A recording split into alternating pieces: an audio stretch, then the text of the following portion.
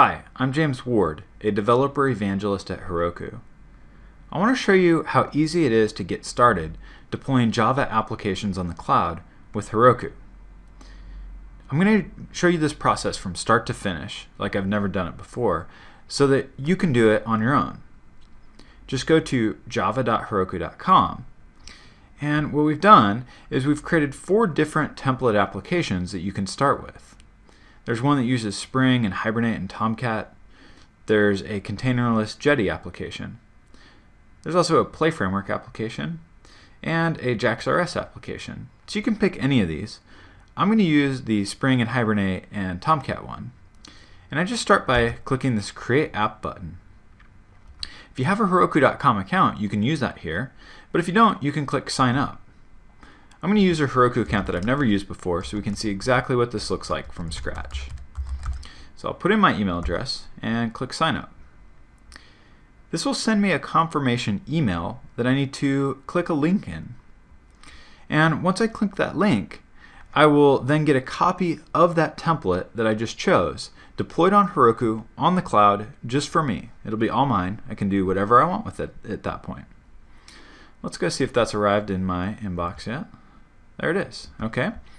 So now I just click this link and then set my password and confirm it and click Save. Okay. So now it's taking this template application and making a copy of it and deploying that copy live on the cloud on Heroku. So this will take a second because it's actually taking the source code for this application and making a duplicate of that source code. And then I'll be able to pull that source code into Eclipse and begin making changes to that code and then push my changes back up to Heroku. So there we go. My application is now running on the cloud. So we see I get a randomly assigned name. I got Fierce Mist 4792. I can also, of course, point my own domain name at this application. And now I can actually go see what this application does. I could go try it out and see, it's going to be this Spring application, very simple. It'll use Hibernate for persistence and has a database already set up here. So this is persisting into a Postgres database. So a pretty simple application. We'll see the code for it in just a minute. We have here also the instructions to use either Eclipse or command line to get started doing local development on this project. So the first thing that I need to do if I've never used Heroku is set up my environment. If you haven't done so already, you'll need to install the eGet Eclipse plugin and the Maven Eclipse plugin for this particular project. Then I also need to set up my SSH key. This is how we will communicate when we push our code back and forth between the local machine and Heroku, is using SSH for our authentication. So what I'm going to do is actually go over into Eclipse, and in Eclipse I'm going to go to Window, Preferences. I'm going to search for SSH and come in here and go to Key Management. I'm going to generate a new RSA key. So this is going to be my public key that I'm going to use to send to Heroku. And then I also need to now save the private key here. So I'm going to save this as, let's say, number 3. So now it's saved there. I do need to make sure that it's just going to use that key now when I communicate with Heroku. And now let's go back into the browser, and what I can do is add this public key to my Heroku account. So let's just go here and add that in. Great. Okay. So I've got my SSH key now associated with my account. And if we go back to that application that was created, let's just go back here. Now we can continue going through the instructions. The next thing that we'll want to do is actually get a copy of this application locally.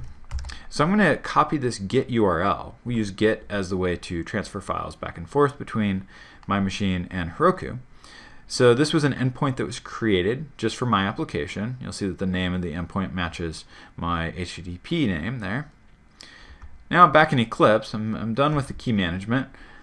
Now let's go do an import. I'm going to import a project from Git, and I'm going to select to use an URI, and it will automatically paste in that URL because I had it in my copy buffer. Now I'll actually go out to Heroku and fetch some information about this Git repo. we'll continue walking through this Git import wizard to be able to get all of the files, all the source files for this project locally. So there we go. We want the master branch, and that looks good.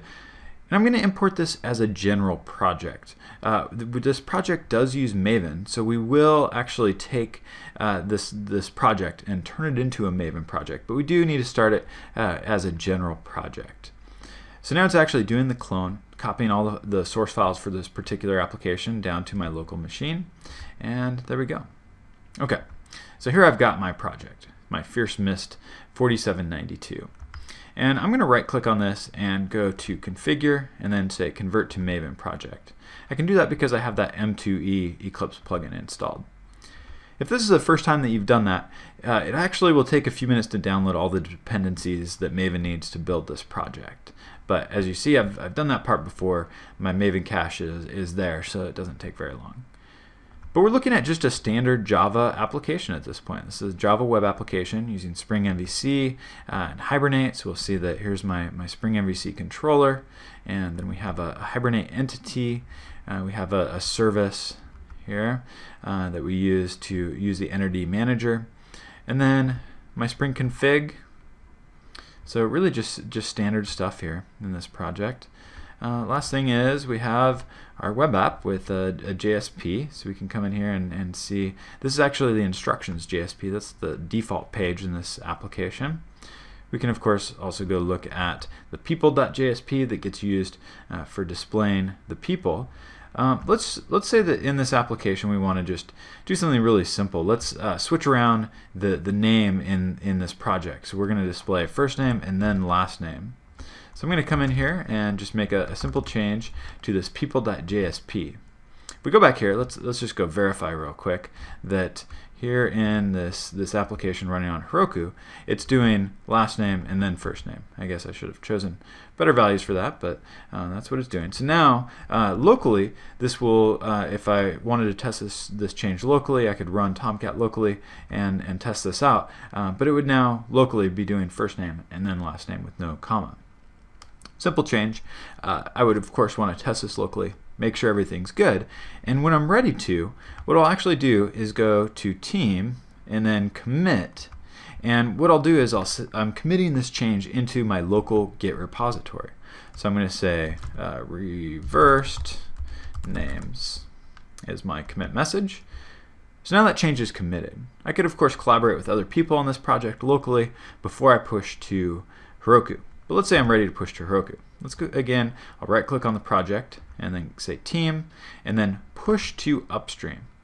So now what this will do is actually do a git push. So it'll push my Git repository that I have locally up to Heroku. Heroku will run the Maven build on this project, and once the Maven build is completed, it will then update my application without users experience any downtime or errors. So Heroku just takes care of that process for you. So once this change is pushed out and my application is restarted, then I'll be able to just go to the browser and click refresh, and we'll see that change up and running. By default, my application runs on one dyno. Dyno is a term for where applications run on Heroku. There's also a way to scale this application beyond one dyno if we want to handle more requests per second. So there we go, my git push is completed, my build is completed, so we can see here all the information about this build. We can see all the output there. If you'd done that from the command line, you'd actually see that information scrolling by live in real time. Because Eclipse doesn't support that live git push output, we see it at the very end. But there we go, it's up and running. So now let's go back to the browser and refresh this page, and what we'll see now is first name and then last name. Let's try it out with different values here. Add a new person, and there we go, first name, last name. So there we go. In just a few minutes, I was able to create a brand new application, deploy it on the cloud with Heroku, make a change to that application in my local IDE, and then push that change up to Heroku. So give it a try. Check out java.heroku.com and let us know what you think. Thanks.